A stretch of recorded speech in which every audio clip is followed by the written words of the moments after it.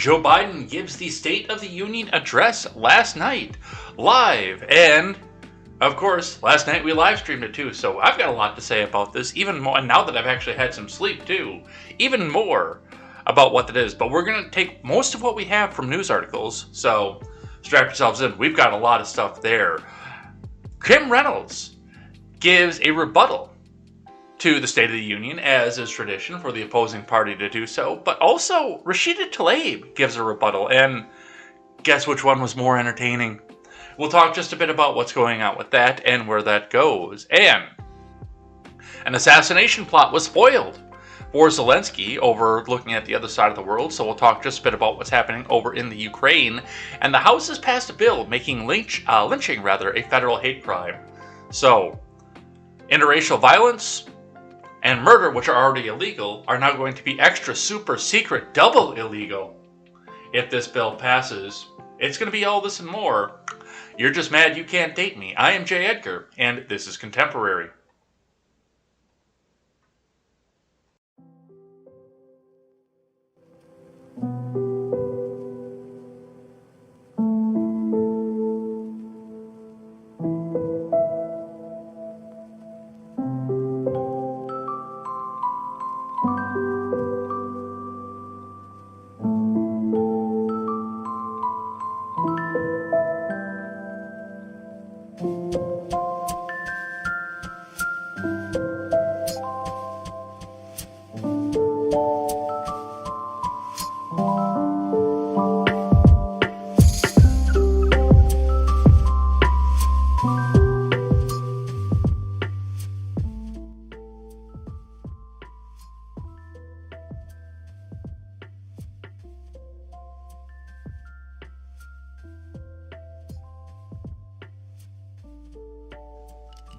Well, between the 2 hours of sleep that I got on, what the hell night was that? Wednesday night?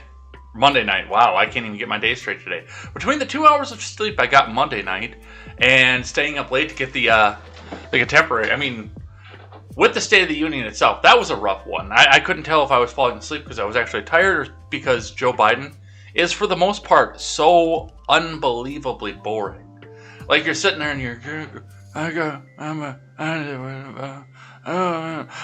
we will be united as Americans. And then you're just, whoa, I'm awake.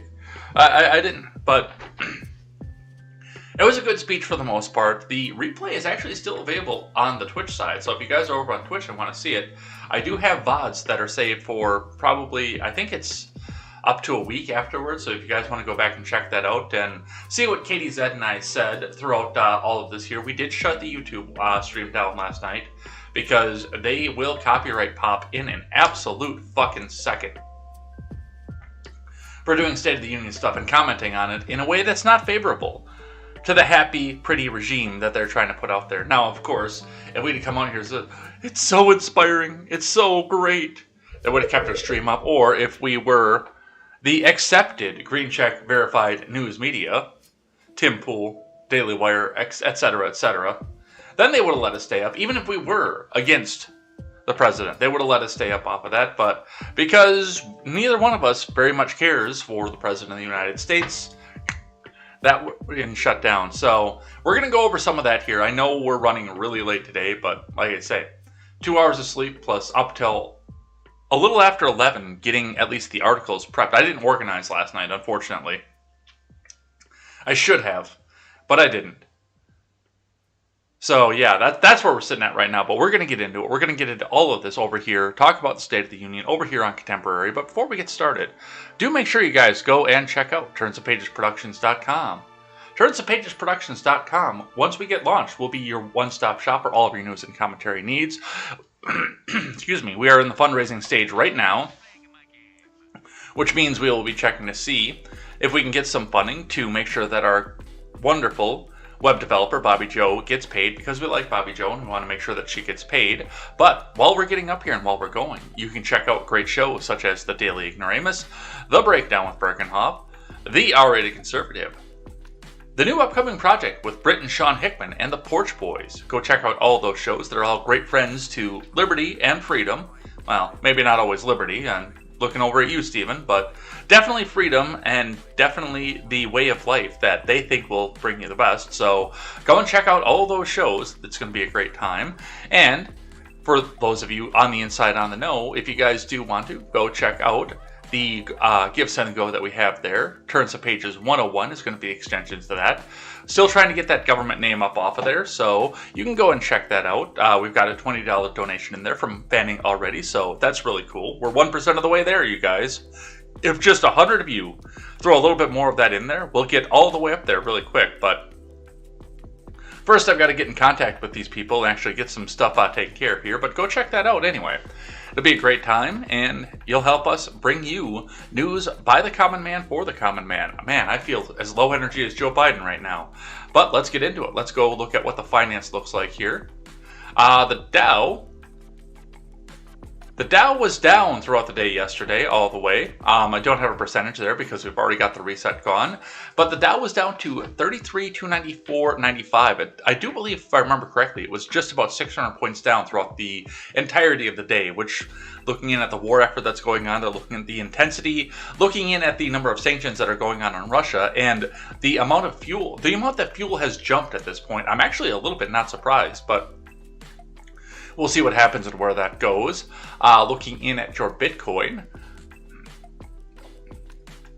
the Bitcoin is up to 43,532 US dollars. That was a downswing throughout the day, but looking at the numbers that we're seeing last week, 33, 36, 37, now up to 43 and a half. If you're into Bitcoin, you're not doing bad right now.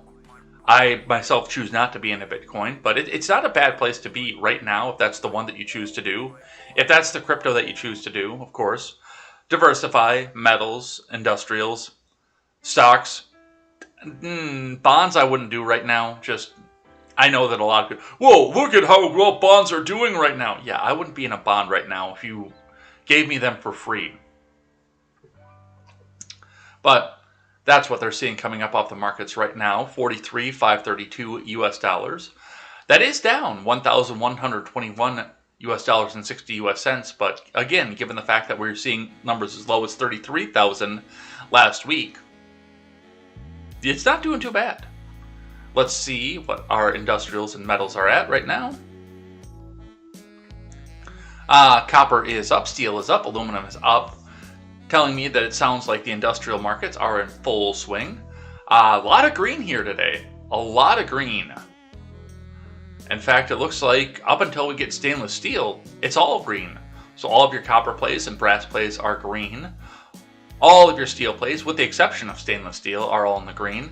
Aluminum is a little bit more mixed. Aluminum siding is up. Aluminum copper fin is up. Regular radiators are down. Aluminum cans are up. Sheet aluminum is down. Rims are up. And in your individual plates, electric motors are down, ballasts are down, lead is up, car and truck batteries are up, small foreign cats up. All of your catalytic converters are up. All catalytic converters are in the green right now. Compressors are down, alternators are down, carbide is up, hard drives are down, motherboards are up, power supplies, low-grade boards, and PC towers all remain to be down. So that's what we see coming up off your scrap. Let's see what IBD has to say. How to handle a tricky market. We could go to a free webinar, guys, on Wednesday, March 9th. Don't you guys want to go to a free webinar? Dow futures, oil prices spike as Russian crude shunned amid Ukraine invasion. Fed Chief Powell on tap. Dow futures rose early Wednesday along with S&P 500 futures and NASDAQ futures. Crude oil prices raced above $111 a barrel, which that is going to slam those markets and those futures back down once it starts to see what it costs to get your food to your table and how much that goes back and inflates. I don't know how the futures can possibly be up except for buy it while it's cheap, buy it while it's on sale. But even there, I don't know how you can expect to have a return off of some of the numbers that we're seeing here. Chief Powell is on tap as rate hikes doubts start to creep in. Yeah, that first one is supposed to happen this month. Honk honk. The market rally attempt suffered strong losses Tuesday as oil prices skyrocketed and Treasury yields tumbled amid signs that Russia's attacks could get a lot bloodier for Ukrainian civilians. If you believe that's what's going on, again, honk honk. The major indices hit resistance just shy of their fast-falling 21-day exponential moving averages, one of several potential resistance areas for a market rally attempt. Tesla stock reversed lower after briefly topping its 21-day line. On Tuesday, Apple and Nvidia stock were turned away near their 21-day lines. Microsoft, which closed just above its 21-day and 200-day lines on Monday, fell back on Tuesday. Russia's advance on Kyiv has stalled, according to U.S. military officials, amid stiff Ukrainian resistance and logistical challenges. Yeah. Again, it does seem to me like they're not sending their A team. They're not sending the varsity team. But Russia's military is using artillery and non-precision weapons against several cities, inflicting more civilian casualties. Russia said it's ready to resume peace talks with the Ukraine, but there appear to be no near-term prospects to end hostilities. President Brandon gave a State of the Union speech in Congress and the country on Tuesday. He discussed the Ukrainian invasion, saying that Russian President Vladimir Putin underestimated the resolve that U.S. and Europe. He announced that U.S. will ban Russian airplanes from its airspace, following the European Union, UK, and Canada. Biden pushed to revive at least portions of the Build Back Bullshit legislation, casting green energy plans as a way to reduce dependence on Russian energy. Oh, the pieces are falling into place, I see. Republicans argue that Biden should push for more domestic crude and natural gas production.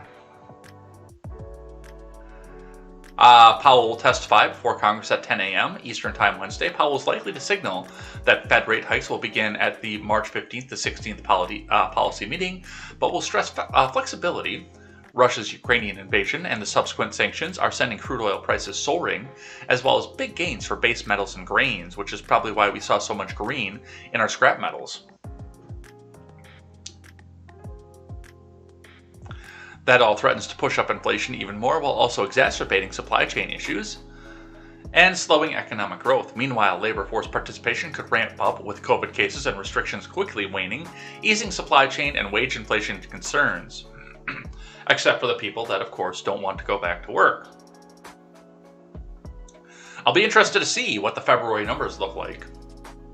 All right. On the earnings report, Dollar Tree earnings beat Q4 views early on Wednesday, while sales just missed. Salesforce.com reported better than expected earnings. Tesla, Microsoft, and Nvidia are on the IBD leaderboard. Microsoft is on the IBD long-term leaders list.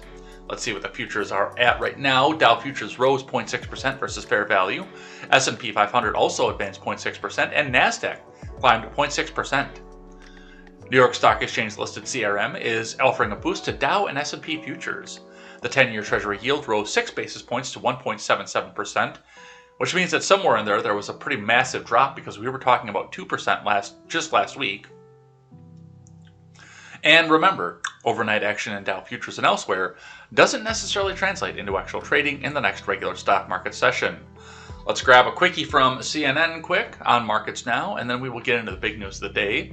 Stocks fall again as banks drop and oil prices rise. From Paul R. LaMonica. March is looking a lot like January and February on Wall Street. That's not good news for investors.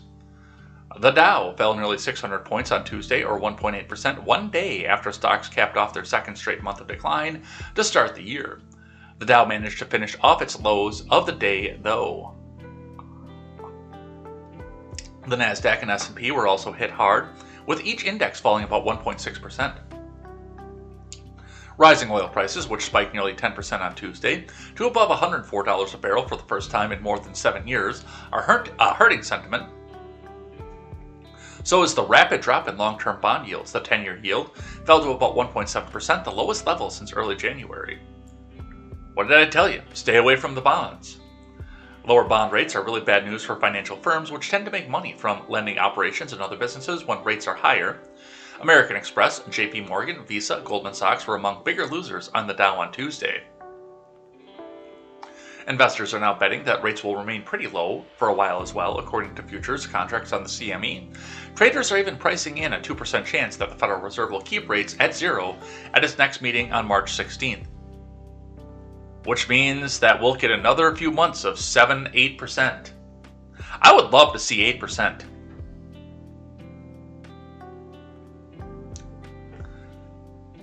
The Fed is still widely expecting to raise rates, but now just by a quarter point. A week ago, the market was split between whether the Fed would hike rates by a quarter or half point. Fed Chair Jerome Powell may talk more about where rates are headed during his semi-annual congressional testimony this week. He speaks in front of the House Committee on Financial Services Wednesday and the Senate Banking Committee on Thursday. Chevron was the Dow's biggest gainer on Tuesday, raising nearly 4%. The energy giant is benefiting from higher oil prices. The company also raised its target for stock buybacks this year. So that's what we're seeing coming out of the markets here. It's an interesting time, and I'm almost expected right now to start hearing on social media and even on the mainstream media, for the few people that still listen to that, hey, go out and buy yourself that new car and that diamond you can't afford. Otherwise, Putin wins. A variation on what we saw when markets started dropping in 2001. 2001. Go out and buy yourself a bunch of diamonds, some jewelry, a new car, and maybe a new house, because otherwise the terrorists win. So that's what we'll see off of that. Let's get into this here. Let me get rid of this regular Fox News article because it archived finally. Let's get started. Well, we're going to start today, before we actually get into this, with some speaking here that the House Plant-in-Chief did before the State of the Union. So I'm not sure Breaking 911 didn't specify where this was going, but Biden says, well, the estimate is that we've cut black poverty by over 30%. We reduced child poverty more than 50% in the black community. Let's have a listen to that, shall we? Tax cuts to eliminate, and the estimate is that we've cut black poverty by over 30%. We reduced child poverty by more than 50% in the black community. The American Rescue Plan also included historic funding that allows cities and states to invest in community violence intervention programs and keep neighborhoods safe. Look, you're critical in getting the infrastructure law passed, the bipartisan bill that's going to do so much. It's going to replace decades of disinvestment in the United States of America. A commitment to reconnecting communities and people and job opportunities. So much with the early investments in highways and interstates, they cut neighborhoods in half. They divided things. We can put it back together again. And tax cuts to eliminate. I'm actually curious to see what happens once they start getting the inflation report and they the federal government eventually is going to have to raise what the poverty line is. I'm sorry, but it's going to happen. You've had consumer price index prices, consumer prices and producer prices go up 6 to 7% month over month for over a year. And I don't know where the old poverty line, what is the poverty line? Let's actually look. Poverty line.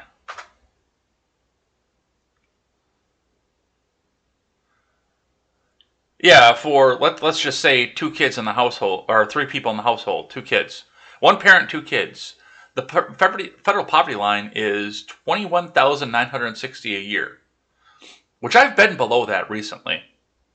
But at that point it was, well, that was also just me. So yeah, it hasn't moved since I left Kenosha, the federal poverty line. Because that's what it was when I was there, and I was still above that there. For 1 person in the household, it's $12,880 a year. And I was above that. I don't know how. I was barely above it, but I was above that. And then I moved west, and things started actually getting a little bit better, thankfully. But now that we've had month over month, months and months of inflation over and over again, they're going to have to start raising that line. It's inevitable. You've had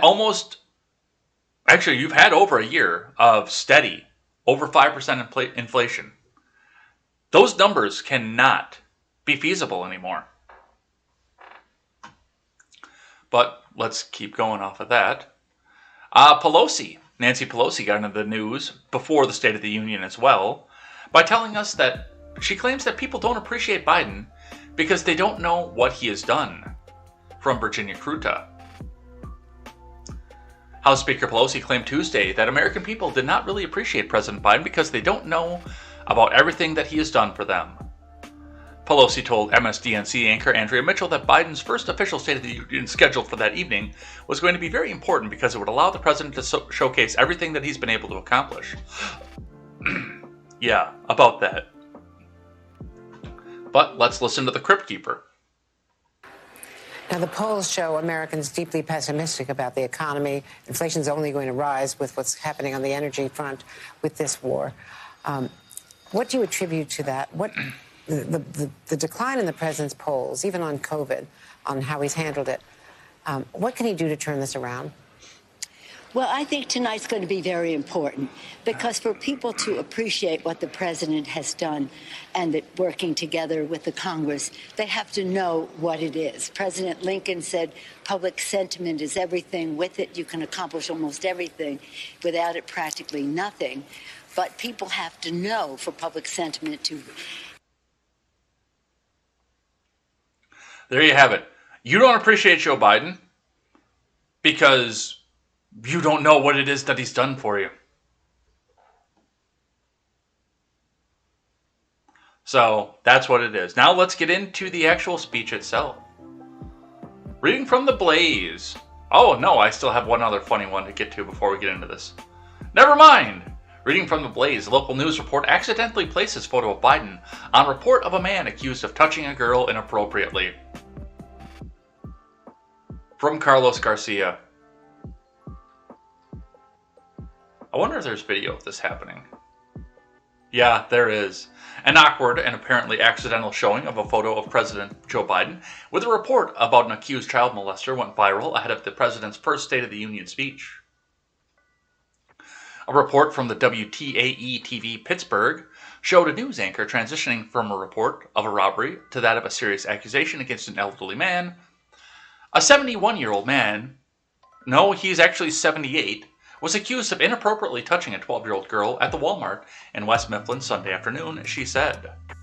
But the photograph showed instead a smiling Biden with a reference to the State of the Union speech scheduled for Tuesday evening. Let's watch. It's not clear what may have been taken, and no arrests have been made. A 71-year-old man is accused of inappropriately touching a 12-year-old Sunday afternoon. Accused of inappropriately, a 71-year-old man is accused of inappropriately touching a 12-year-old girl at the. No arrests have been made. A 71-year-old man is accused of inappropriately touching a 12-year-old girl A 71-year-old man is accused of inappropriately touching a 12-year-old girl at the Walmart in West Mifflin. Oh, that was great. Oh, that was funny. I hadn't pre-watched that before.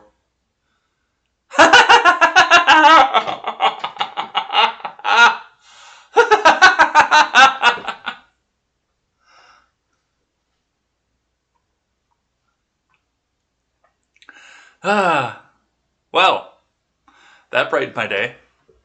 All right, let's go talk about the State of the Union. Oh, the look on the other report, I didn't see that. Sunday after 12-year-old girl at the Walmart in West Mifflin.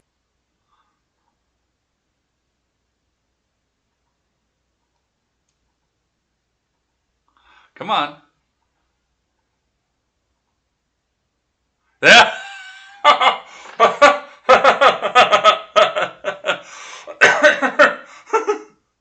Oh, that's awesome. That's amazing.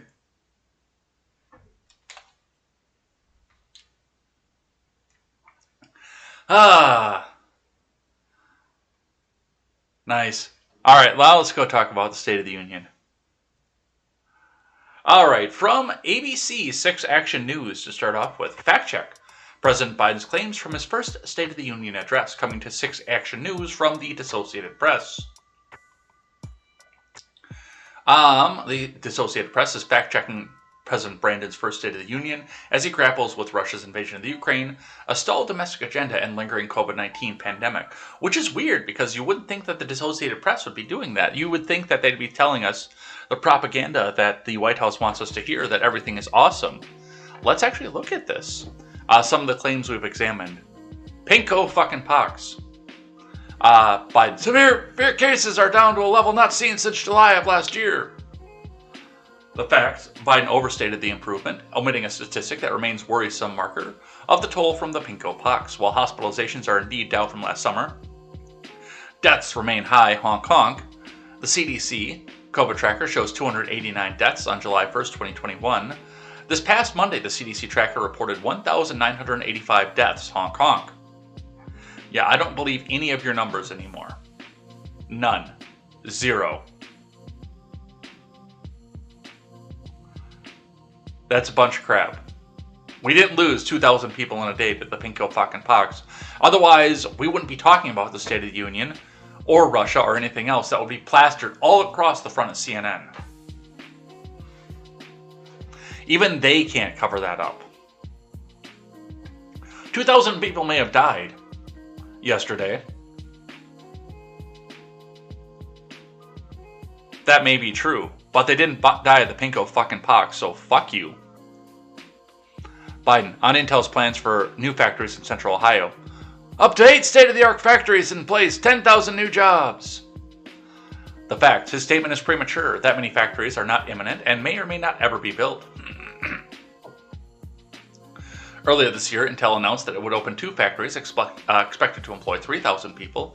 The other 7,000 positions that the project is slated to create are temporary construction jobs. It's also planning a chip foundry business that makes chips designed for other firms. Construction is expected to start this year. Intel has raised the possibility of constructing up to 6 more factories over the next decade, which could bring the total number of factory workers up to 10,000, but that is only a prospect years away. Biden, the pandemic also disrupted the global supply chain. Look at cars last year. 1/3 of all the inflation was because of automobiles. I hate that fucking statistic. Man, I hate that statistic because it's misleading. It's actually somewhat true, but not the way that they're trying to make it out to be. They're just like that fucking communist that I was arguing back and forth with over on Twitter last week. They're trying to make this just they're inflating the prices because the president of the dealership group wants to make more money. That's not it. There weren't enough semiconductors to make all the cars that people wanted to buy. And guess what? Prices of automobiles went way up. And so we have a choice. One way to fight inflation is to drag down wages and make Americans poorer. I think I have a better idea to fight inflation. Lower your costs and not your wages. Which, that is a cost, by the way. The fact, it's dubious to suggest that more domestic manufacturing means less inflation. Manufactured products made overseas, particularly in countries such as China or Mexico, where wages are lower, are generally cheaper than US-made goods. Biden also places too much weight on supply chain disruptions from overseas as a factor of the worst inflation in 4 decades, Hong Kong. Although those problems indeed have been a major factor in driving up costs, inflation increasingly showing up in other areas such as rents and restaurant meals, because the costs of the people that are owning the buildings are also going up. It costs them more to feed their families, to insure, because it costs the insurance agents more to feed their families, and restaurant meals because the cost of ingredients is going up. I'm fact-checking the AP right now. Why is that? That reflect the rapid growth of the economy and wages of the past year, and not a global supply bottleneck. Those trends are likely to keep pushing up prices, even as supply chains recover. Really? Really, you can't see that? But the automobile thing. Look, here's the reality. The people do have a demand for a number of vehicles. That is correct. They demand to be able to go out and purchase a number of vehicles out there. But part of the problem that they're having right now is they're not getting vehicles from the manufacturer. They're not getting new vehicles in. For a while, it's started to rebound back. It started to bounce back now. But between, I would say, probably March and September of last year, you could drive by the Boucher parking lot in Janesville, and on the new side, the used side was slammed, but over on the new side, it was dead fucking empty. Always. On the side that's over by the Olive Garden, if you're familiar with Janesville at all. On the side that faces the Chick-fil-A, full. Constantly full. But over on the new car side, over on the side that's faces the Olive Garden, it's empty. Just bare.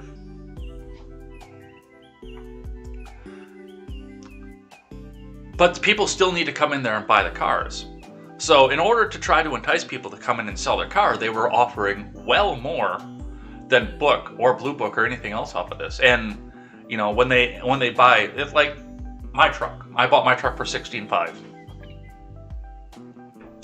I have had an offer for $20,500 for my truck from not that dealership, but another one further down in another town.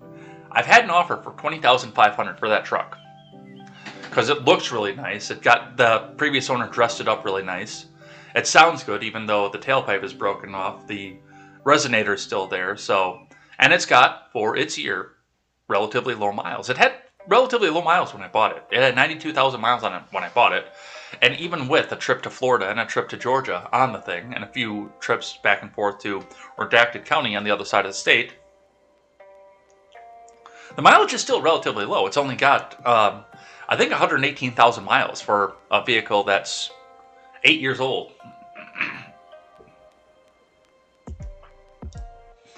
So that's not bad. And yeah, they're talking about, yeah, 20,000 for that, which tells me that they're probably going to turn around and sell it back for 24, 25.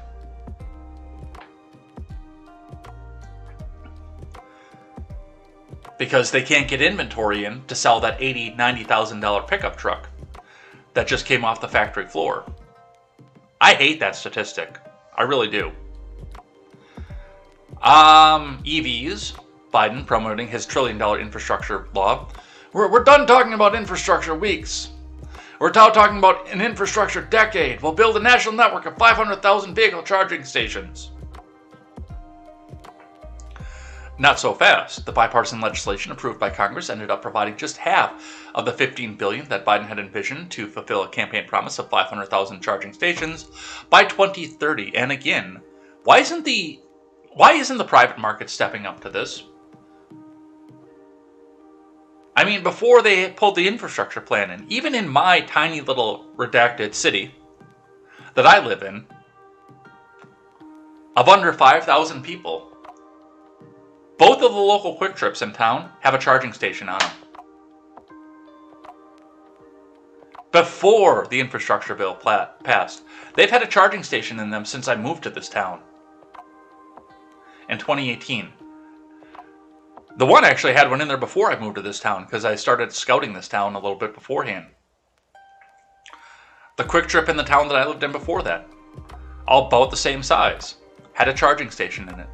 The private industry can step in and do this. Why is the government doing it?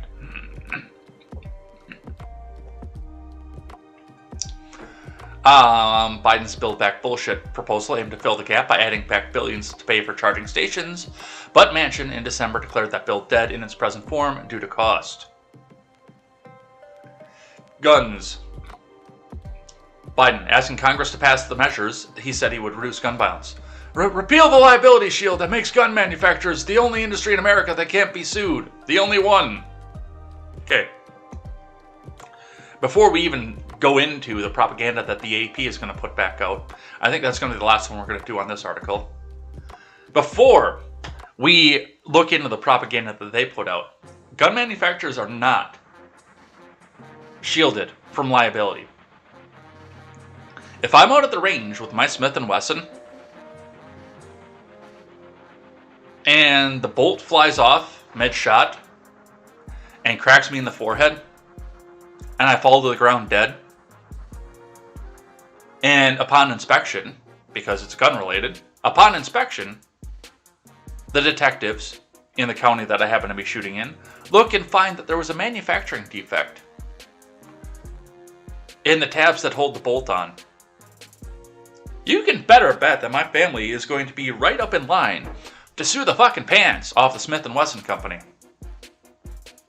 They can be sued. What the left wants to do is make them responsible for the actions of an evil-minded individual who takes their particular armament and uses it in some sort of school shooting.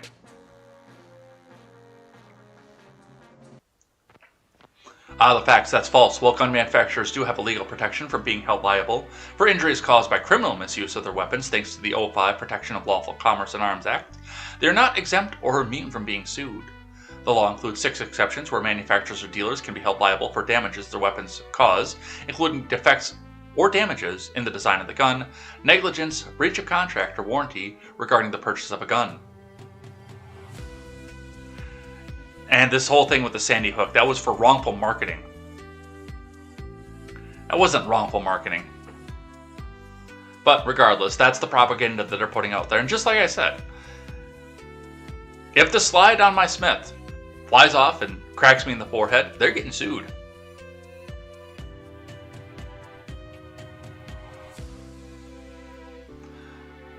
So that's what we see off of that. All right. Let's grab one from NBC, 5 takeaways from Biden's State of the Union address. Come on, you fucker. From Sahil Kapoor, President Biden delivered his State of the Union speech Tuesday night at a perilous time for the U.S. and its presidency, facing low approval ratings as his party braces for a tough midterm election this fall.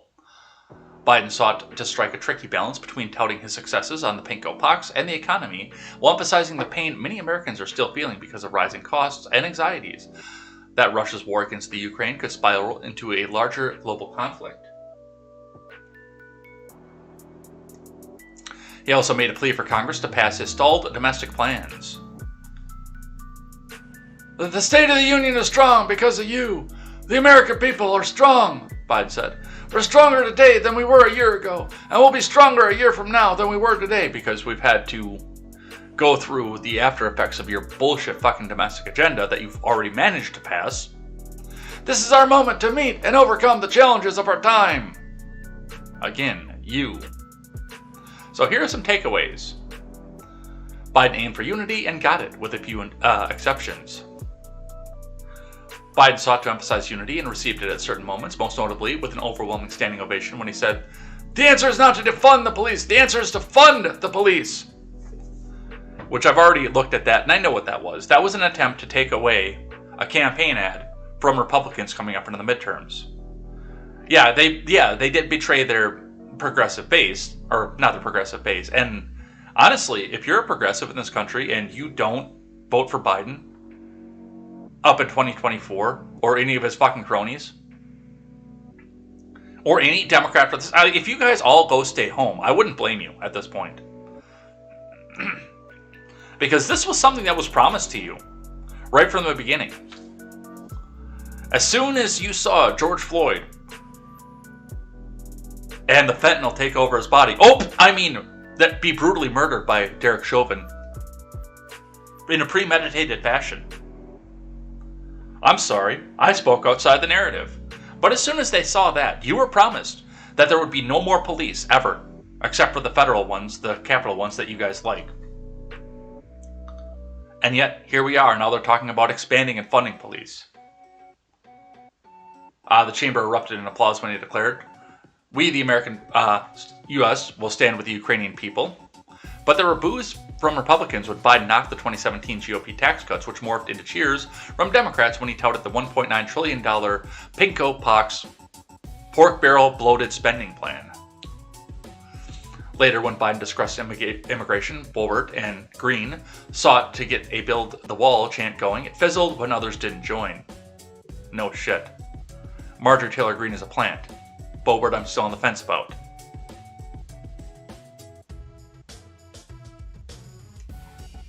Moments later, Boebert appeared to interrupt with a reference to the 13 U.S. members who died in attacking the airport on Kabul. Yeah, imagine the fact that he didn't talk about that. In August, sparking ooze of opposition from colleagues. COVID victory lap before a mostly maskless crowd. Yep. Honk honk. They just happened to expire all the mask mandates indoors in Washington, D.C. the day before this, the day of this speech. Blaming inflation on corporate greed and not printing millions of dollars.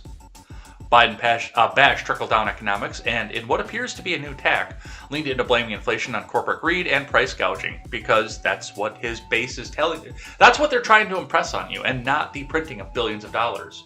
No, it's just because the corporate people wanted to make more money, so they just raised the prices and they blamed the government.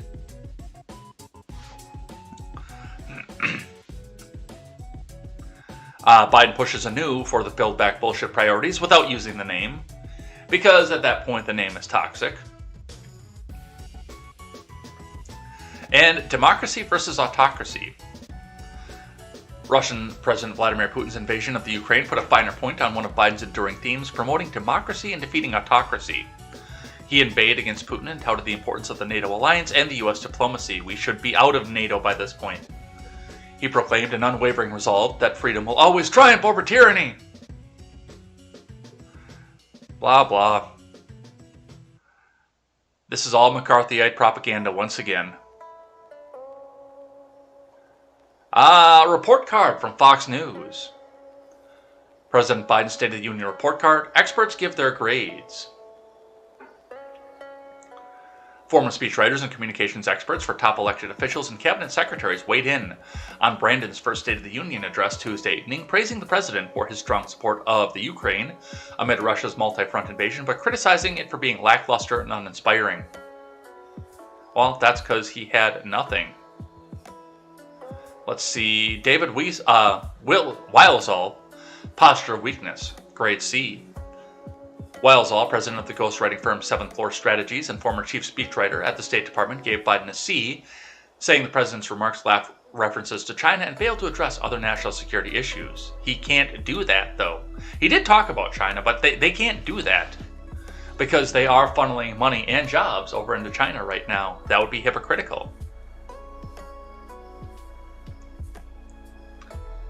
And except for a couple passing references to China, which are not nearly enough, this speech was lacking in addressing other national security matters. That's not surprising, given the disaster that the Biden admin created on our southern border and a rude awakening that awaits Americans if the admin successfully re-enters the indefensible Iran nuclear deal.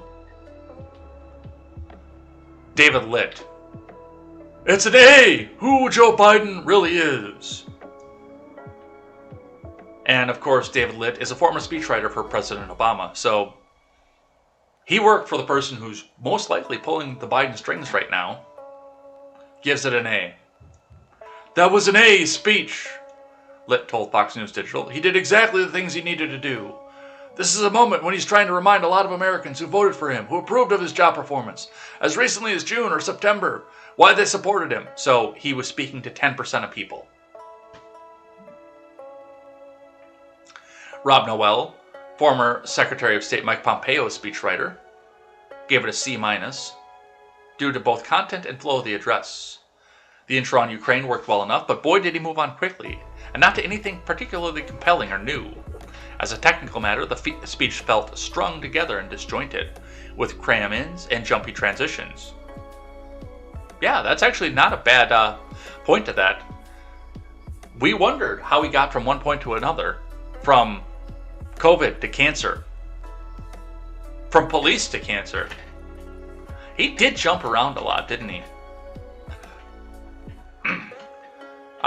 Jonathan Rotinsky says it was tone deaf, gave it a D+. Former speechwriter for Bill Barr and co-founder of DC-based public relations firm and literacy agency Athos gave Biden the lowest marks by slapping a D+ on the president's first address. Brunitsky called the speech tone deaf and accused it of lacking a logical progression and coherence. Not wrong. And said it notably underutilized the incredible stories of everyday Americans. That is true. He didn't have a lot of guests compared to, what we've seen out of the Donald and the Barack, and even W. And the ones that he did. He had the CEO of Intel. Having a CEO, a billion-dollar CEO, at your State of the Union when you're trying to be just the boy from Scranton, that was probably a little bit tone deaf. The buck stops with me. President didn't acknowledge responsibility for any of the problems he's produced, ranging from unprecedented illegal immigration due to open borders to inflation and anemic growth resulting from the draconian pinko pox mandates. The policies that received the most applause were those that Biden has opposed all along, such as getting kids back into classrooms and supporting law enforcement. As such, the address was an insult to the intelligence of Americans. So, that's what they say off of that. All right, let's grab another one here from ABC 6. State of the Union, Biden vows to check Russian aggression and fight inflation, also coming from the Associated Press. Addressing a concerned nation and an anxious world, President Biden vowed in his first State of the Union address Tuesday to check Russian aggression in the Ukraine, tame soaring U.S. inflation, and deal with the fading but still dangerous coronavirus. Brandon declared that he and all members of Congress, whatever their political differences, are joined with an unwavering resolve that freedom will always triumph over tyranny. Except when the President of the United States is being pulled, having his puppet strings pulled by a fucking tyrant. He asked the lawmakers crowding the House chambers to stand and salute the Ukrainians as he began his speech. They stood and cheered. It was a notable show of unity after a long year of bitter acrimony between Biden's Democratic coalition and the Republican opposition. Yeah, you knew that he was going to come back out and use the Russian thing. There are points to this where I think that the whole Russia thing was planned. Was it for sure? That I couldn't tell you, but I could see it. If you told me that it happened, I wouldn't be surprised. So he could come back and use it for this speech.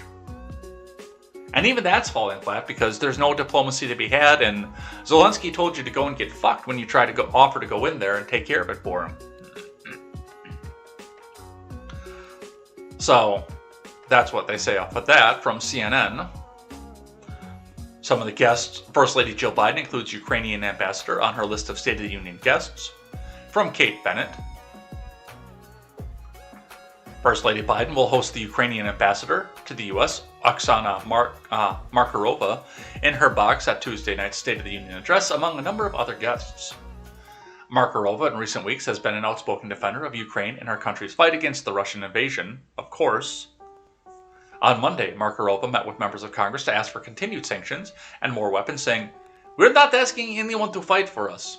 Well, actually Zelensky is, but we can go into that later. "We're defending our country, ourselves, but we need all the support that all the civilized world can give us. Actually, continue effectively fighting." Addition to Markarova, Biden announced a list of 8 other individuals chosen to sit with her and Second Gentleman Douglas Emhoff to watch President Brandon deliver his speech to the nation. A statement released by the White House said the guests were chosen based on their resilience, innovation, service, and courage. The guests include Jojo Burgess, an Army vet and second-generation steelworker from Pittsburgh, who last month introduced President Brandon at an event surrounding manufacturing infrastructure and the American supply chain. 7th grader Josh Davis from Midlothian, Virginia, is a student advocate for diabetes awareness, who, with his mother, also introduced President Biden at a February event where the topic was the cost of prescription medication. Which that was the part of the speech that really pissed me off. He's sitting here talking about how, oh my God, we need to go back and lower the cost of prescription drugs. Well, the only, especially he brought up insulin, and the only insulin legislation that's out there right now, and every time somebody brings up the fact that it's in the Build Back Bullshit bill, I remind them, hey, if this is so important to you, pass this as a standalone bill. Don't try to bury this with trillions of dollars of pork barrel spending. What is it, 1.7 trillion? It's still up there. Don't try to bury it with 1.7 trillion dollars of pork barrel spending that's going to make your rich fucking buddies richer. Turn that into a single standalone bill and pass it. I don't agree with having the federal government involved in the cost of insulin. I think that's a stupid way to do things. Insurance companies and states should be the ones that make the strong arms, that make the deals to do this. But of course, the insurance companies are part of the federal government now because that industry got nationalized. But regardless, there is no place for the federal government in this. But the thing that just really, I wanted to reach through the monitor and slap the smug fucking smile off that puppet's face. Give me just a second. The Secret Service is going to come busting through the door right about now. Because one of the first things that he did was eliminate an EO that capped insulin at $35 a vial.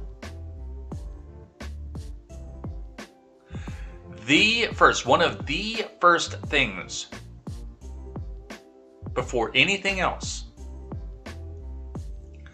was to eliminate that EO and then spend the next year bitching about the fact that insulin costs were rising. Are you fucking kidding me? Why?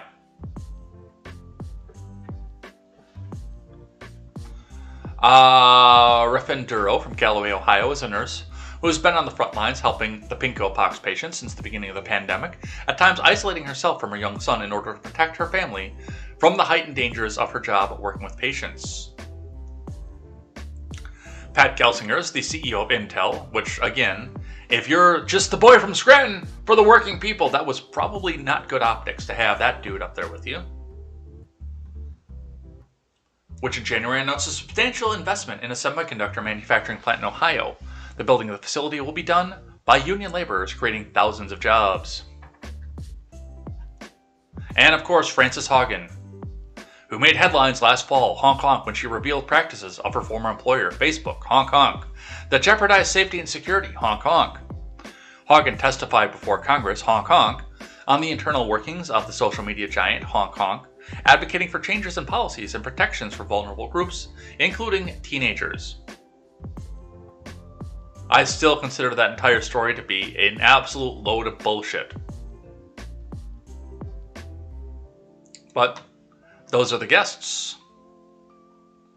Washington County Steelworker gets shout out during President Biden's State of the Union. This is from CBS 2 Pittsburgh. Yeah, we went over that just briefly in the last one here. Joe Burgess, a 20-year member of the United Steelworkers and Clairton Coke Workers employees, was one of the 8 people to join First Lady Jill Biden and Second Gentleman Douglas Emhoff in the viewing box during Tuesday's State of the Union, where he was talking about jobs. President Brandon gave a shout out to Burgess, who received an ovation from those in attendance. Yeah, I mean, it's good for him to bring a worker in there, obviously.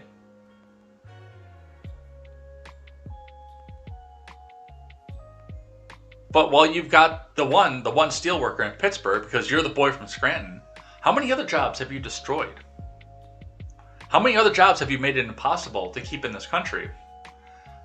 Because there are people that just don't want to go back to work. Which means that the wages raise, which means that the costs on the output are raise. Where it's cheaper just to come back and import them back from China.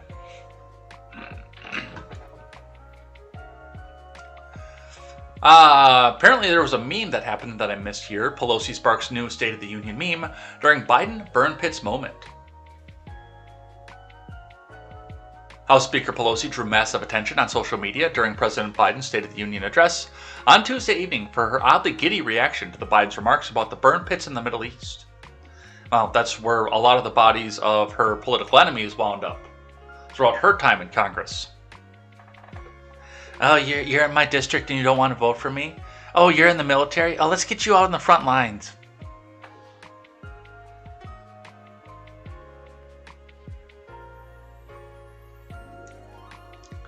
During his address, the president outlined 4 items in the unity agenda for the nation, which included support U.S. veterans. My administration is providing assistance with job training and housing, and now helping lower-income veterans get VA care debt-free, which, okay, if they did go out and give their service to the United States, then they should get their VA care debt-free. That should be the exchange. Our troops in Iraq and Afghanistan faced many dangers. One was stationed at bases and breathing in toxic smoke from burn pits. The president continued to applause. Many of you have been there. And there is the giddy reaction.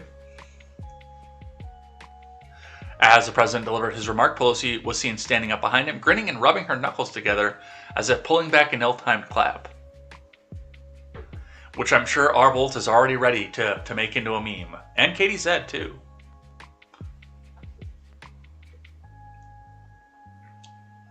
Many social media users spotted the odd response to the serious remarks, with some even questioning if the speaker was intoxicated. Others simply labeled it as weird. But then we go back with the turned down clap.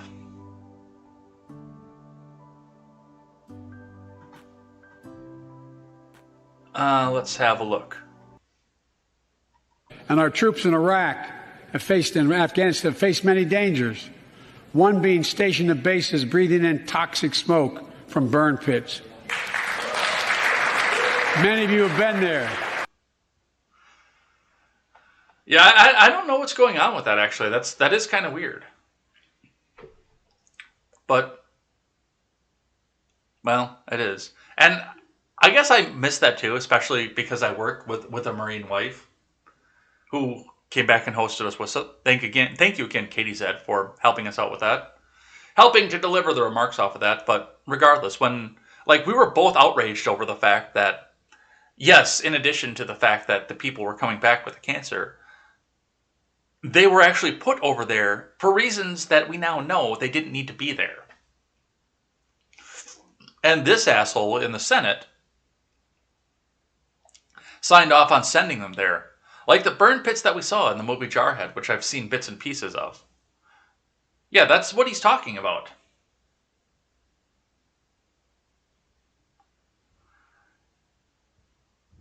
Stop sending the people over there, and you won't have to worry about this shit.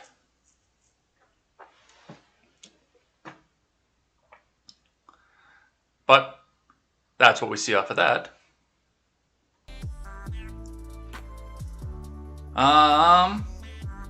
The Defund the Police movement. From the Blaze, BLM and its supporters are ripping into Biden for police remark at his State of the Union address. Yes, show us the unity, the united front of the Democratic Party. From Carlos Garcia.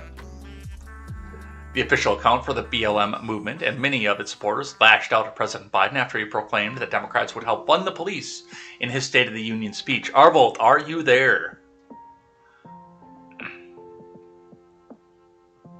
Biden emphatically renounced the defund the police movement in his speech, and most Democrats applauded his statement.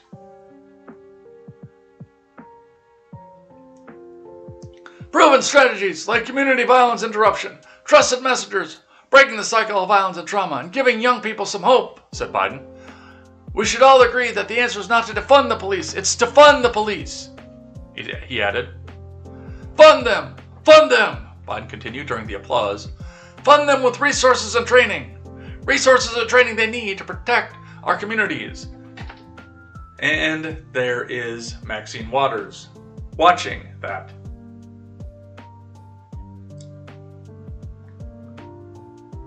POV, listening to Biden declare the answer is not to defund the police, it's to fund the police.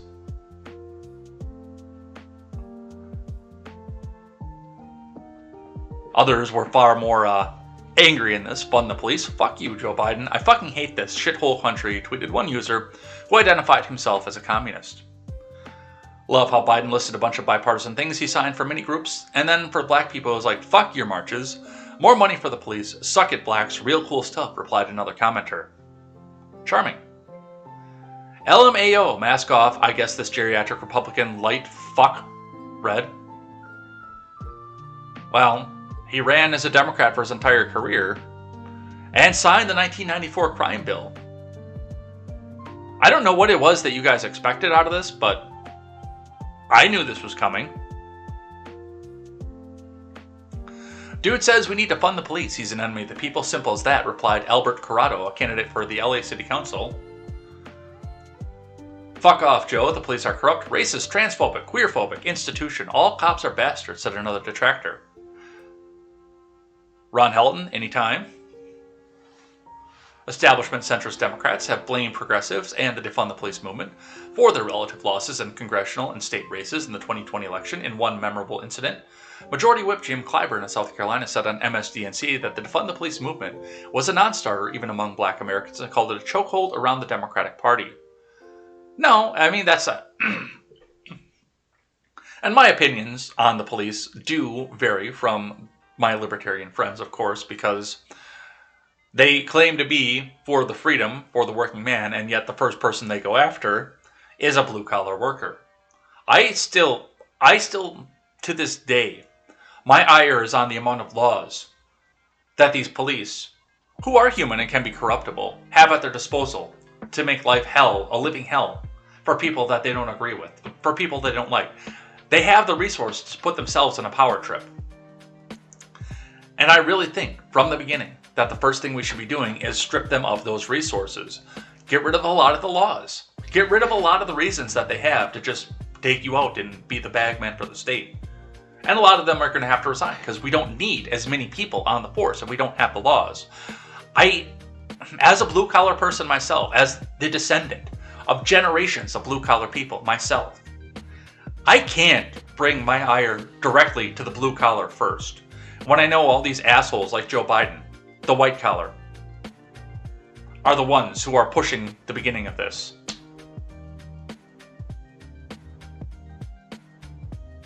I can't.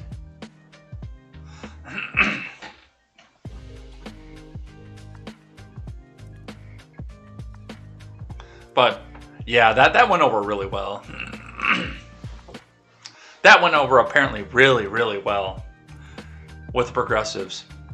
I can't wait to see what social media looks like today through the rest of the week, until we have another crisis that we can go back and talk about this. From the Daily Wire, the squad sits in seats when Biden says fund the police. Cori Bush starts shouting. And I don't think that there's video of it. There is not. At least 3 members of the far-left squad on Tuesday sat in their seat when President Brandon promised to fund the police and denounced the radical defund the police movement that once seemed mainstream in the Democrat Party. It still is. But see, they can't sell it to Soccer Mom America. That's the problem. Soccer Mom America, we need the police because otherwise little Jimmy is going to go to school and he might get beat up and not be able to report it to anybody. Or somebody might offer him a joint. What would ever happen? Said the elder millennial mom who spent her entire college years on her back taking gravity bongs, among other things.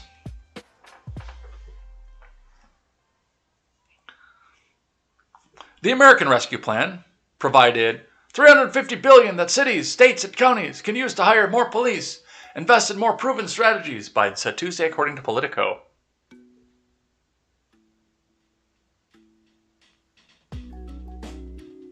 Proven strategies like community violence, interruption, trusted messengers, working the cycle of violence and trauma, and giving young people hope, he continued. We should all agree the answer is not to defund the police. The answer is to fund the police, said the author of the 1994 crime bill, with the resources and training they need to protect our communities. Then he talked about stopping gun trafficking. Washington Examiner reporter Emily Brooks said left-wing reps Alexandria Ocasio-Chavez, D. Twitch, Ilhan Omar, D. Somalia, and Cori Bush, D. Nowhere because she's homeless, stayed seated during the Biden comments while most other Democrats stood up and cheered. Bush even reportedly shouted during that section of the speech. I heard that. I heard that. AOC, Ilhan Omar, Cori Bush said some of the others do not stand or line about $350 billion to fund the police in the American Rescue Plan. Brooks reported Cori Bush also does not stand for the line about the answer is not to defund the police, shout something, and that points to her shirt.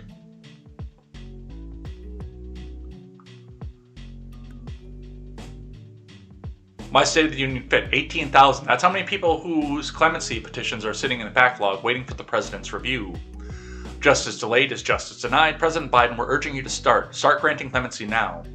I wonder if, like, 17,900 of those clemency requests are black people who viciously murdered white people. Because that seems like the kind of people that Cori Bush would like to put back out.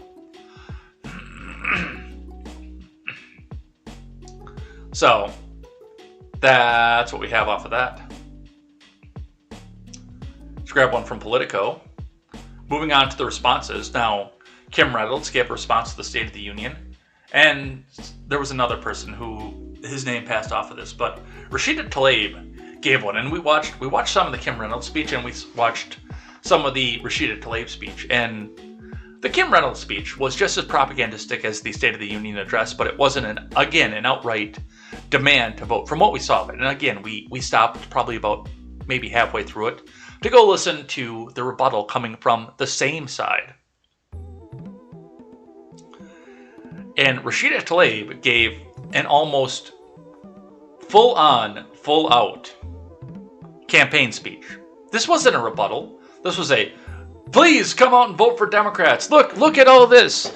Look at what we could do if you just give us everything that we want. So, reading from Politico.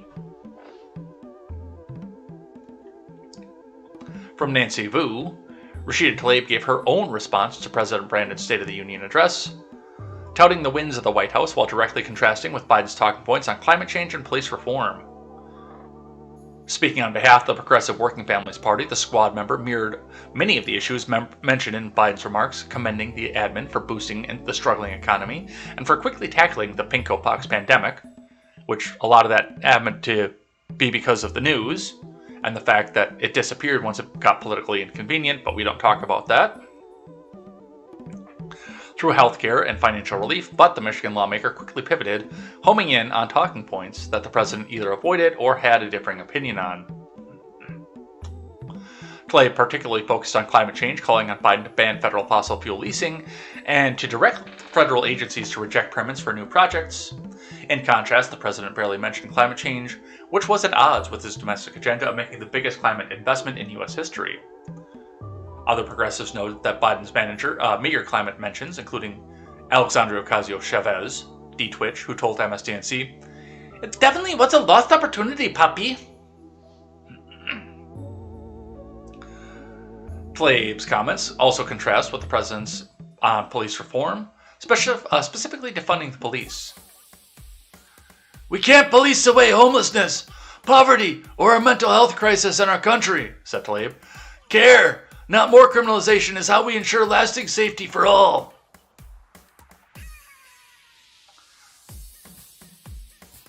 Look, the biggest thing that I took away from the Rashida Tlaib speech last night was when she was talking about union work, which I guarantee you she doesn't give a fuck about, except for the fact that the labor unions pay her to come out and try to make laws that make unions able to compel people to join the union. They don't like right-to-work laws by any stretch of the imagination. But she came out with a great big Rashida Tlaib smile and said, this smile right here is due to a union worker." Dude, why would you put that on the union?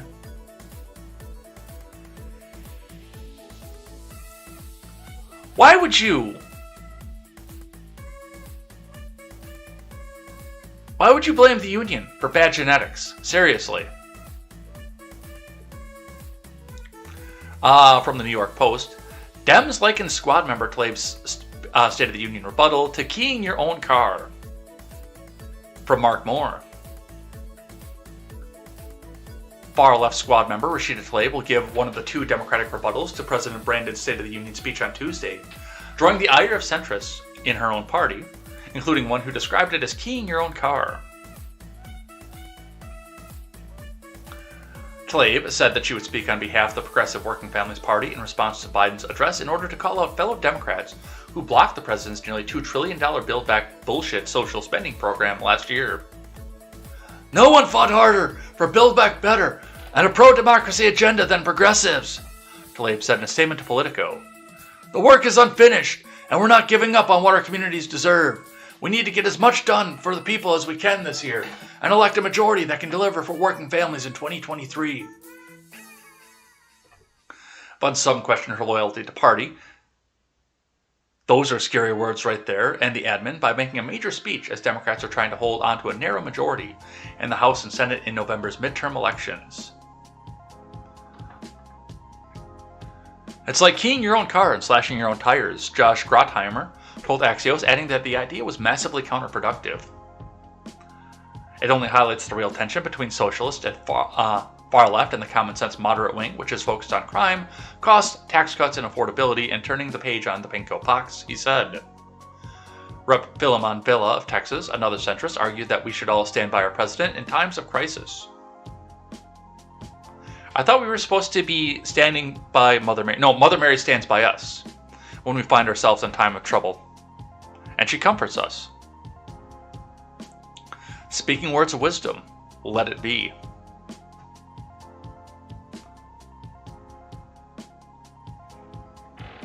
It's astounding that the radical left continues to promote a democratic death wish and sees no problem relegating our party to the permanent minority, she told Axios. Well, basically until you guys come in, do an autopsy of your party. Basically until you won't be in a permanent minority because those neocon assholes will get themselves back into power in the Republican Party.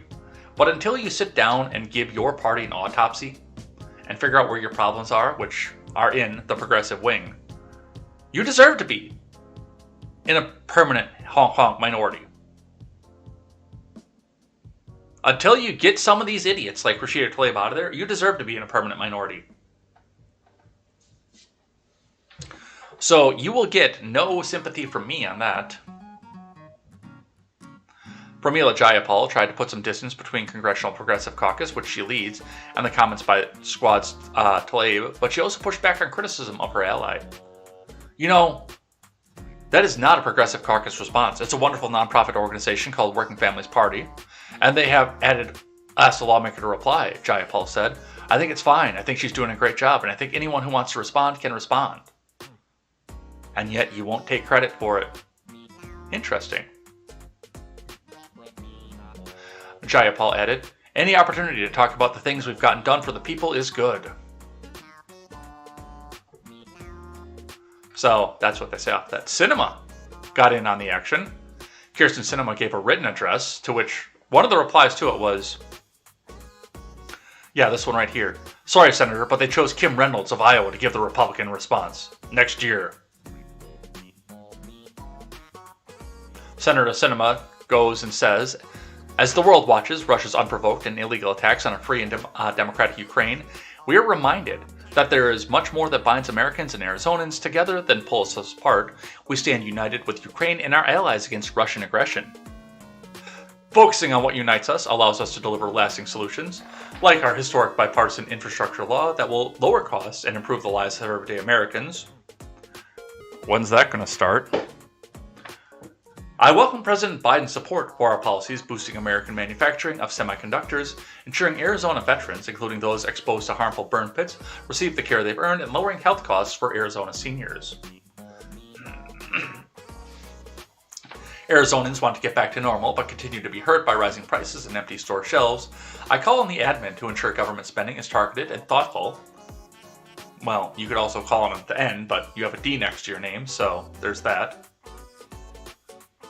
Because a lean and efficient government helps to avoid price hikes as we strengthen Arizona's economic recovery, the admin must take an immediate action to address the ongoing migrant crisis by securing the border, keeping Arizona communities safe, and ensuring migrants are treated fairly and humanely. I'll continue working across the aisle to help everyday Arizonans get ahead and keep more of their hard-earned money in their pockets. And you know the worst part of it is, as if this had come from any other Democrat other than Sinema, this would have been a reasonable response, especially to other Democrats like Ellie Mistel. John Pavlovitz, whatever that asshole is, you prevented all Americans from having the right to vote. You're a disgrace.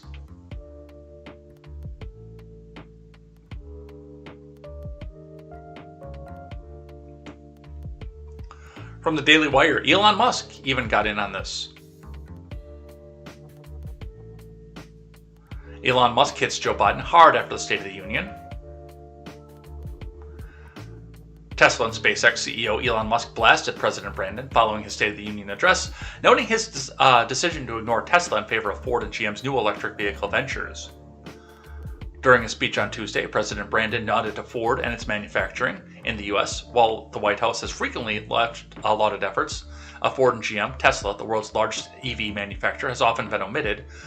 The The snubbing may lie in the fact that Tesla is not unionized, as White House Press Secretary Red-Haired Bobblehead hinted last year when she asked why Tesla was not invited to an electric vehicle summit in which Ford and GM participated.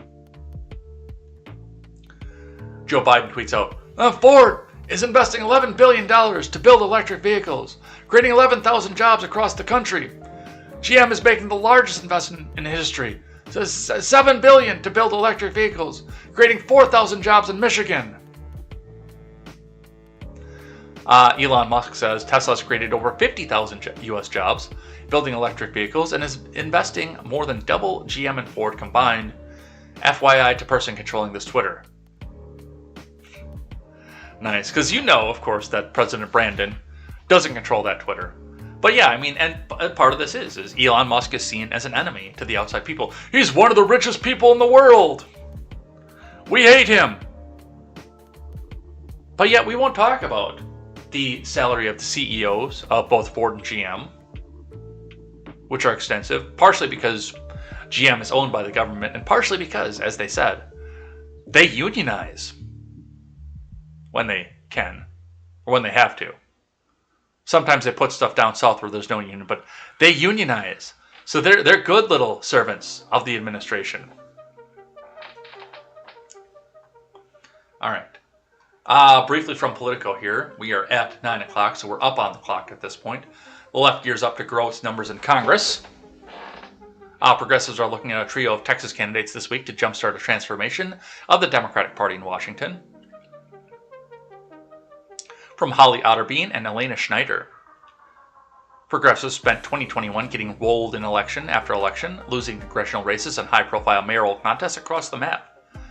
Tuesday in Texas marks their first chance to mount a comeback. Good luck. Left-wing heavyweights are rallying around a slate of candidates running in congressional primaries from Dallas to Laredo. Senator Pocahontas Warren, Representative Alexandria Ocasio-Chavez flew to Texas to campaign for them. Senator Bernie Sanders texted his huge fan base to raise money. Justice Democrats and the Working Families Party, two progressive groups, have aired TV ads. The left is hoping to make a... Dude, GM is not a private company, just so you know. The left is hoping to make a show of force that will provide a jolt of momentum, attention, and money for candidates and other states. In the coming months, progressives are on the hunt to grow their numbers in Congress after a year of legislative showdowns and intense intensifying that pitted them against the more centrist Democrat lawmakers such as Manchin and Sinema. Now Texas is kicking off a primary season that could reshape the contours of the Democratic Party in Congress, which is staring down a brutal midterm environment that will potentially lead to a smaller caucus in 2023. And after a wave of retirements and new maps in a redistricting year, progressives have unusually large numbers of opportunities to muscle their preferred candidates through primaries that could fundamentally change the Democratic caucus. Well, good luck. That's what I have to say to that. Good luck. I hope this works out for you. All right. A little bit of a transition piece here. Congress shows bipartisan sartorial support for Ukraine at State of the Union address. As members of Congress mingled on the floor of the House chamber ahead of President Biden's address, a fashion trend among members emerged. Blue and yellow were the colors of the evening. With Ukraine on the minds of many as that country battles an invasion by Vladimir Putin, congressional members on both sides of the aisle show their support by donning the colors of the Ukrainian flag. Yeah, there was a lot of blue and yellow out there. It is a lot of that too, and like KTZed said last night, a lot of this was, it looks like they just ran to their closet or ran to the Neiman Marcus and found whatever was blue and yellow that they could find. A lot of like none of this looks planned at all.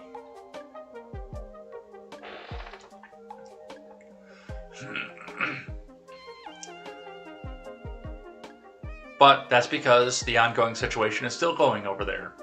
So let's have a look at some of this here. We won't decide what's propaganda here, what's not. I mean, you guys can throw your answers out in the chat, but we'll just see what the mainstream media is telling us. Ukraine-Russia war. CCTV shows missile strike on government building in Kharkiv. A child is believed to be among those injured in the explosion. Fox News is beating their fucking meat right now, thinking the fact that the neocons are going to be back in control and we're going back to a war footing. From Peter Aitken. Ukrainian CCTV appears to show a Russian missile strike a government building, while cars drove past the building on the 6th day of Moscow's invasion. Fox and Friends aired footage which originally appeared on a Sky News blog post in Ukraine. In the video, cars drive past the Kharkiv Region State Administration building on the Freedom Square in eastern Ukraine. While paused, a missile remnants clearly visible before a devastating explosion consumes the building, Sky News verified the video. A child is among those reported injured in the explosion, but a total number of casualties and injured remains unknown. Ukraine has claimed that Russia launched GRAD and cruise missiles on Kharkiv. Russia launched an invasion of Ukraine on February 24th. Ukraine remains in control of the country as of the 6th day. Putin has called on the invasion as a special operation in Ukraine, and Russian officials continue to stress that it will not attack civilian infrastructure, despite videos showing missile damage on residential buildings in various cities across the country. So, and again, because of the problems that they had with this, I don't know if this is real or not. Unfortunately, I don't. I really don't.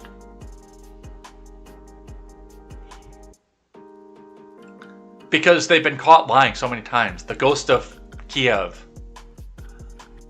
The video game footage. Zelensky at the border checkpoint. They've been caught so many times at this. Now, it does appear that there is intelligence reporting out there that there is actually an invasion out, but how much of this, the footage that we're actually getting, the on-the-ground stuff, is actually happening, or how much of it is staged to try to get American people to come behind a war effort, instead of war being a dirty word to the American people like it has been for as long as it has been? I don't know.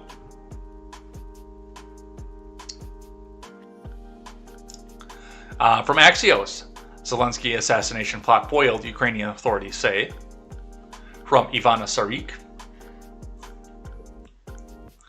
Ukrainian National Security and Defense Council Chief Oleksiy Danilov announced during a briefing Tuesday that Ukrainian forces had foiled an assassination plot against President Zelensky, according to a Telegram post from Ukrainian authorities.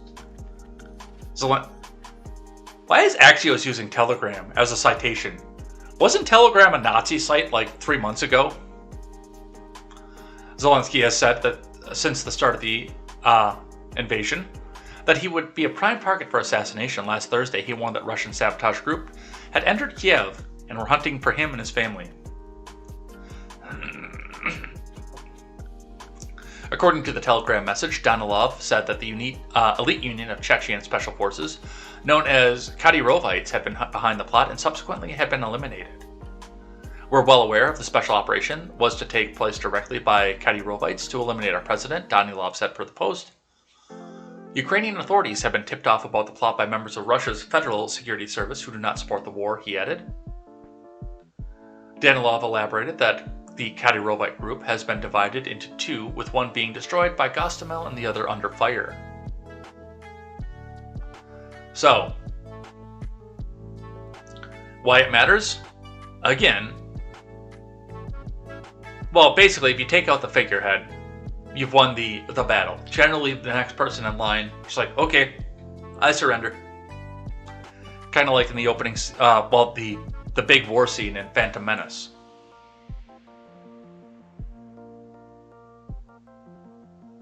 Misa give up? But when it comes down to this point, again, it just seems convenient. Once they get out to there, the first place is, oh, well, we go straight for the president. Oh, hey, by the way, we won. You know, again, after the Ghost of Kiev incident and the wartime propaganda that's trying to boost the resolve of the people, which I understand, again, that there is a major attempt to boost the resolve of the Ukrainian people. They need it. They really do. But some of this seems to be spouted by our mainstream media over here to try to get us into this conflict. Yeah, they didn't follow the right rule, Quest Fanning. They didn't follow the rule of MXC. What is the main rule of Most Extreme Sports Challenge, MXC. Don't get eliminated! From CNN. One battle in Kharkiv shows how Ukraine is fighting back against the Russian invasion. Ukraine's second largest city, Kharkiv, is being believed to have been one of the invading Russian military's first strategic targets, home to 1.4 million people. It's located less than 20 miles from the border in northeast Ukraine. It was approached by Russian troops shortly after the invasion began last Thursday, but for 3 days, Ukrainian forces held the Russians at bays. Then on Sunday, Russian troops entered the city, according to the region's governor, Ole Sunebov. What happened next offers clues to the fierce resistance the Russian soldiers are meeting in Ukraine towns and cities, and to why they have not yet advanced as quickly as experts initially feared they would. The armed forces of Ukraine are eliminating the enemy, Sinabov reassured the residents of Kharkiv that day. Videos uploaded to social media give a rare glimpse of the clashes of the city's streets. One sequence of videos uploaded shows an attempt by a Russian unit to advance towards an important airfield and arms factory in the northeast of Kharkiv. The airfield at the Kharkiv State Aircraft Manufacturing Company is small, just a single runway, but might be useful bridgehead for the Russians. CNN has geolocated and verified the authenticity of the videos. The first video, taken by a resident, shows a convoy of Russian troops surrounding military vehicles, creeping along a roadway that ends near the airfield.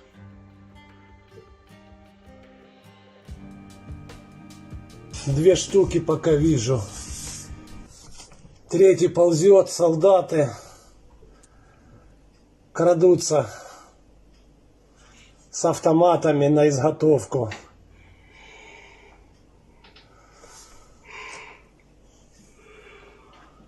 3, 4 КАМАЗ.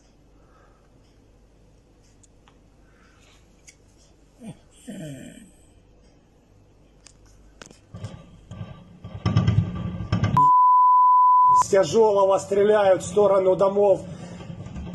С гранатомета сейчас стреляют.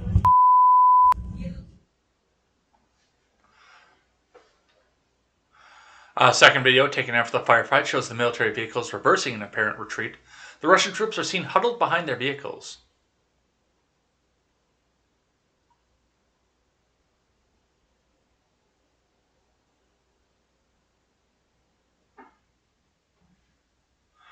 That's not what I got out of that picture at all.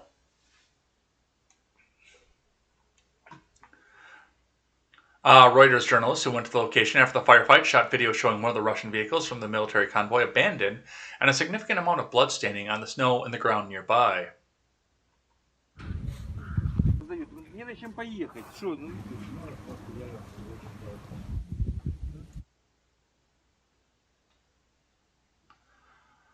After we've killed this one, the others run away. Yevgeny told Reuters, pointing to a patch of blood in the snow. He tells the journalists there were between 12 and 15 people in the group. They won't take Kharkiv, he insists. They have to run back to where they came from. They don't have good navigation, you see. Nothing works for them. They came and were hiding behind the houses. The troops' efforts to retreat appear to have been stopped by another attack. A convoy of vehicles of the same type as those seen in the previous clips is seen on fire in another vehicle. Вот так вот мы встречаем русский мир. Итак, будет с каждым... Сюда глаза завязать ему! И так будет с каждым, кто придет на нашу Харьковскую землю.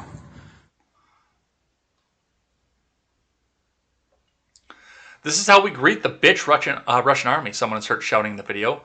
Come here and blindfold him. This will happen to anyone who comes to us here on Kharkiv soil. Another video, apparently taken at the site of the abandoned military convoy, the vehicle is no longer on fire, shows Ukrainian troops engaging. Відходимо, відходимо! Валу, дай!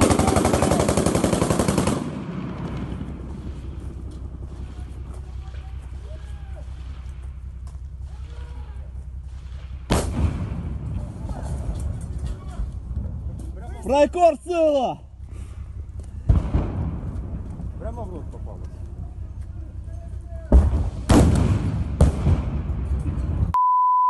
Все! Amid the firefight, a Ukrainian soldier steps out from the wall and is seen firing a shoulder-launched rocket, much like the one the Libyans had in Back to the Future, Part 1. The Libyans! So that's some of the video of what's been going on with this and on the ground. And again, take for it what you will, because we've also seen the videos and the pictures of the soldiers running around with cardboard guns. So, regardless, we'll see what happens with that. From the USA Today, Russia's 40-mile convoy appears to have bogged down 15 miles from Kiev. Shells pound Ukrainian city of Kharkiv. Live updates. From Tom Vandenbroek, John Bacon, Jorge L. Ortiz, and Selena Tibor. A massive 40-mile convoy of Russian tanks and vehicles appeared to bog down on its push towards the capital city of Kiev on Tuesday, while the residential areas of Kharkiv, Ukraine's second largest city, were being pounded by Russian shells.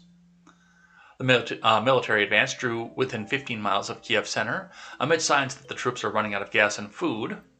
A senior U.S. Defense Department official said Tuesday. Russia has committed about 80% of the combat force President Vladimir Putin deployed to Ukraine, the official said. Ukrainian resistance is continuing, and it has helped stymie the advance, according to the official, who briefed reporters on the condition of anonymity to discuss intelligence findings. It is also possible that Russians are pausing to regroup and reassess their attack, the official said. Ukrainian President Volodymyr Zelensky said he spoke with President Biden on Tuesday concerning Russian sanctions and defense assistance to Ukraine. The White House confirmed that they spoke for more than 30 minutes. And see, that's a part of the problem that I actually have with this. When I look at this, when I see what happens with this, it really doesn't seem like Russia is sending their varsity team. It seems like they're doing some of this just for show. That Putin is lining up expendable meat shields to come out here and do this, so it looks good for the cameras. Maybe draw the U.S. or the West into a war, NATO into a war, but I mean, all that I see out of this is just, oh yeah, we're going into Ukraine. Yeah. Oh look, we're coming in here. Yeah, we're definitely into this for the long haul, you guys. I don't see any evidence that these people are putting their whole heart into this. When they're running out of fuel, they're running out of food, as they convoy into these places. Like, you'd think that you would know that either you've got to stop at a gas station somewhere, or have enough fuel in your vehicle to make the journey that you want to. I can't believe, especially if they've taken territory at this point, if they're convoying through, that they can't stop and find fuel somewhere and either go into the gas station and shoot the attendant and take all the fuel that they need and possibly take the gas station as well.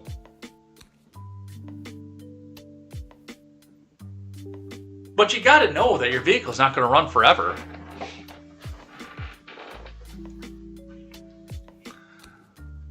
From CBS, Russian forces close on Ukraine's capital as death toll mounts.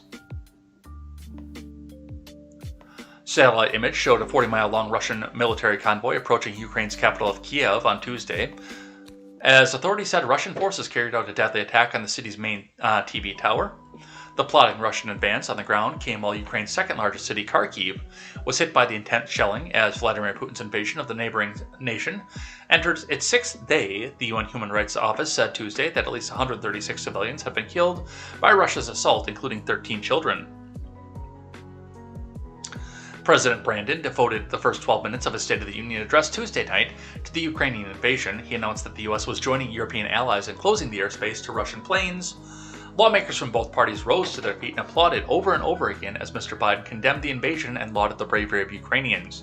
And I got a Twitter alert while we were doing the State of the Union yesterday, telling me that the U.S. has also joined with NATO to eliminate Russian planes from Ukrainian airspace, which, if true, and I've not been able to confirm yet, if true, means that U.S. is getting ready to go start putting troops on the ground in Ukraine. We're going to war.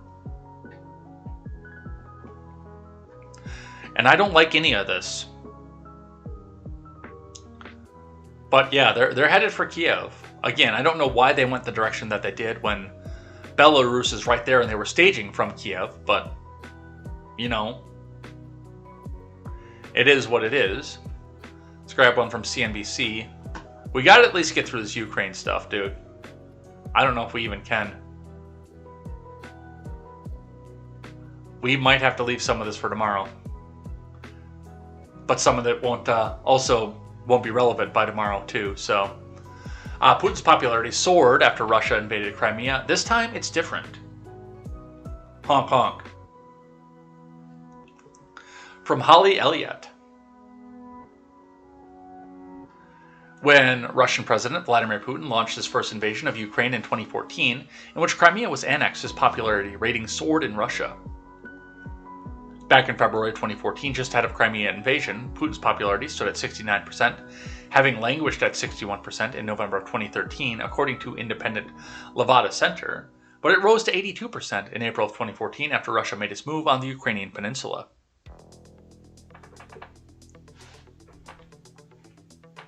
That was despite the global condemnation of Putin and the sanctions imposed on Russia that prompted Russia ruble to slump against the dollar, causing living costs to rise for many Russians. Things could be very different this time around for Putin, however.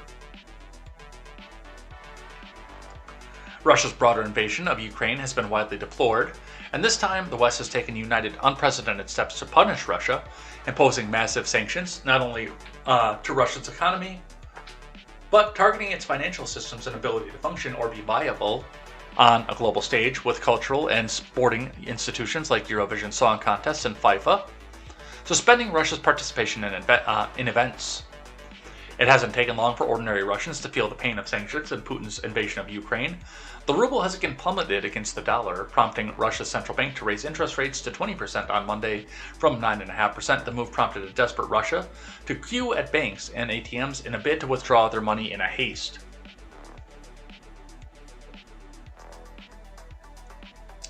With the economic pain likely to be much harsher this time around, analysts say Russia's invasion of Ukraine is unlikely to give Putin a popularity boost. His popularity ratings in February stood at 69% according to Levada Center, but that was a poll of 1,626 Russian adults conducted between January 27th and February 2nd, that is before the invasion. So, yeah, there's an anti-war sentiment to this, and yeah, it is. It's getting to a point too where parts of the problem with this stem from the fact that, yes, this is hitting the regular people, and it didn't last time. The Russian people, through their propaganda and their indoctrination, believe that the Soviet Union should rise again, and all these breakaway states are just being rebels, and Belarus is doing the good thing by coming back in and saying, please let us back into the fold. Please let us be allies and back into the fold. But every society is 2 missed meals away from a revolution. Keep that in mind. And when you start hitting them in the pocketbook, they don't like what the president's doing. That's what President Biden is dealing with right now. In spite of a massive bot army that's going to come off in his favor, President Biden is sitting here with his approval in the toilet because it's hitting Americans in the pocketbook.